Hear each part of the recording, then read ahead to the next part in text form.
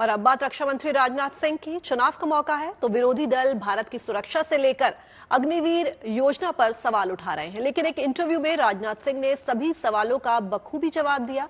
चलिए आपको भी सुनवाते हैं। यदि कहीं पर हमारा कोई पड़ोसी देश युद्ध की स्थिति पैदा करता है तो स्वाभाविक है हमारे लिए उसके मुकाबले की तैयारी करना, और उस समय हम लोगों ने तैयारी की थी। लेकिन चाहे कोई भी हमारा पड़ोसी देश हो, सभी पड़ोसी देशों के साथ हम अपने रिश्ते अच्छे बनाकर रखना चाहते हैं। जी, पर आपने ये भी कहा था कि क्योंकि मैं मानता हूं कि जैसा अटल जी कहा करते थे कि हमें बराबर इस बात को ध्यान में रखना चाहिए कि जिंदगी में दोस्त तो बदल सकते हैं लेकिन पड़ोसी कभी नहीं बदलते हैं। चाइना और भारत के बीच जो कमांडर्स लेवल पर बातचीत चल रही है।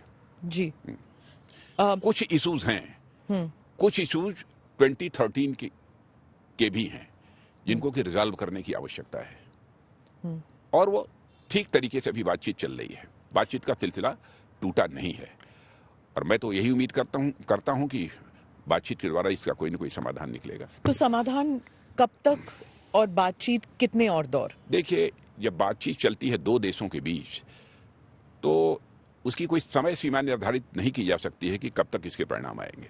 जी, लेकिन इसी विश्वास के साथ बातचीत वो भी कर रहे हैं, इसी विश्वास के साथ हम भी बातचीत कर रहे हैं। यदि इस पर वह सहमत होते हैं तो मैं समझता हूं फिर तो अविश्वास करने का कोई कारण नहीं है।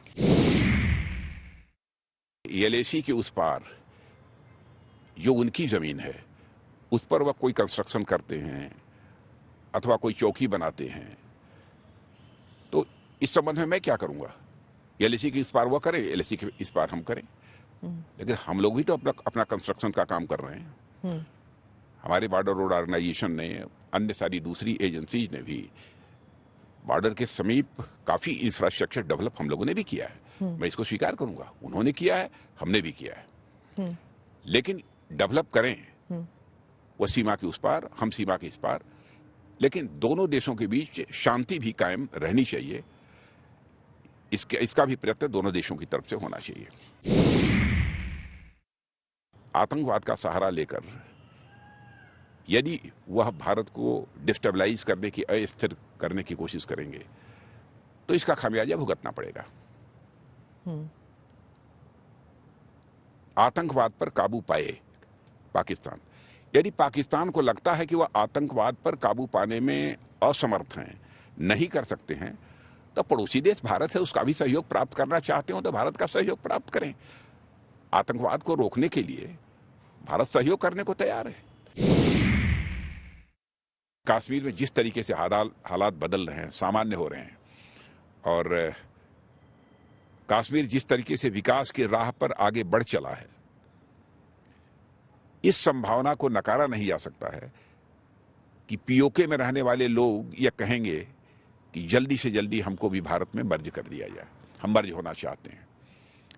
यह उनकी ख्वाहिश होगी, यह उनकी इच्छा होगी, यह उनकी मुराद होगी कि भारत के साथ रहना चाहेंगे, वही मांग करेंगे, मेरा ऐसा पक्का विश्वास है। अब वैसे तो पीओके हमारा था, है और पीओके हमारा रहेगा। 18 साल की उम्र में हम नौजवानों का सिलेक्शन करते हैं और उसके बाद उनके हर प्रकार की एक अच्छा सैनिक बनाने के लिए उनको प्रशिक्षण दिया जाता है। बहुत सारी क्वालिटीज उनके अंदर डेवलप की जाती हैं,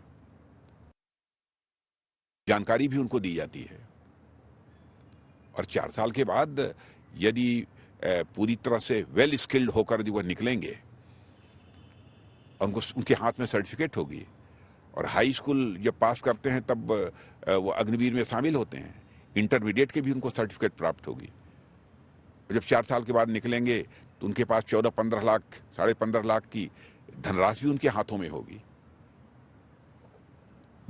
तो जो भी करना चाहेंगे करेंगे, उसमें 25% लोग रहेंगे वहां पर। वो और दूसरी चीज जी, जैसे जितनी हमारी पैरामिलिट्री फोर्सेज हैं उनमें ऐसे अपने अग्निवीर जवानों के लिए जो है रिजर्वेशन का प्रोविजन कर दिया है। पहले सेना को हमारे कोई पॉलिटिसाइज नहीं कर पाएगा, उनके बस का नहीं है कि इसका राजनीतिकरण कर ले। हमारे देश की सेना होने वाली भी नहीं है। हमें अपने देश की सेना पर सचमुच गर्व है।